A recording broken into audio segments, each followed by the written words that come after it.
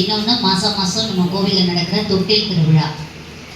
இந்த தொட்டில் விழா எவ்வளோ விசேஷமான விஷயம் தெரியுமா? ஏன்னா வசதி இருக்கிறவங்களுக்கு பிரச்சனை இல்லை, வீட்டில் தொட்டில் போட்டு ரொம்ப சந்தோஷமாக விமர்சையாக கொண்டாடுவாங்க. ஆனால் வசதி இல்லாதவங்க இந்த தொட்டில்லாம் போட முடியாது. அதில் நம்ம கோவிலில் சுவாமி முன்னாடி வெள்ளி தொட்டில், அது எவ்வளோ விசேஷம். இந்த வெள்ளி தொட்டில் நமக்கு எப்படி வந்தது அப்படின்னா, நம்ம கோவிலில் குழந்தைகள் இல்லாதவர்கள் பிரார்த்தனை பண்ணி, நம்மளுக்கு இந்த கோவிலில் ஒரு விசேஷம் இருக்கு. திருமணம் ஆகாதவர்கள் ஒரு மட்டை தேங்காய், வெத்தலை, பாக்கு, பழம், அவங்களால முடிஞ்ச கொஞ்சம் புஷ்பம், ஏதோ ஒரு சாக்லேட்டாவது 2 வச்சு சுவாமிக்கு கொண்டு வந்து சமர்ப்பிச்சுட்டு போனா 9 வாரம் தொடர்ந்து செய்தா 9வது வாரத்துக்குள் அவர்களுக்கு ஒரு நல்லது நடக்கும்.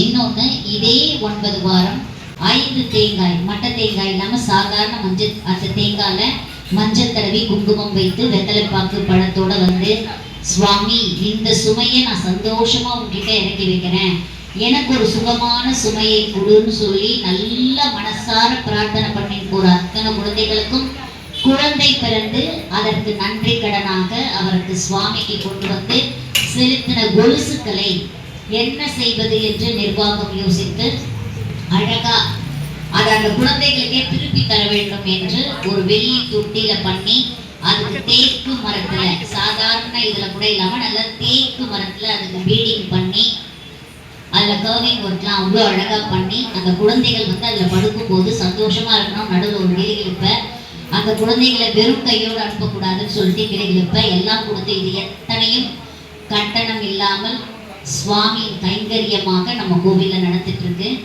அதனால இது உங்களுக்கு தெரிஞ்சவங்க எல்லாருக்கும் இதை தெரியப்படுத்துங்க. நம்ம கோவில்ல குழந்தை இல்லாதவர்களையும் அந்த தொட்டில் டேல அதாவது மாசம், எல்லா மாசமும் ஆங்கில மாதம் முதல் ஞாயிற்றுக்கிழமை இந்த தொட்டில் திருவிழா பண்றோம்.